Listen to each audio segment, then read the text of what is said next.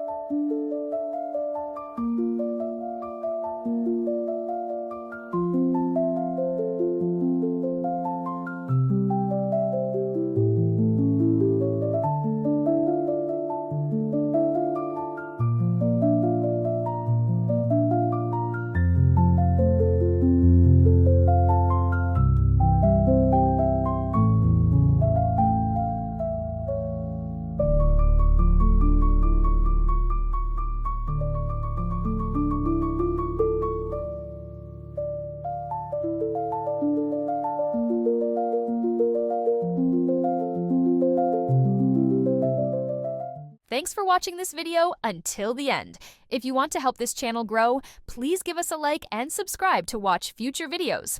Thanks for watching, and we'd love to see you next time.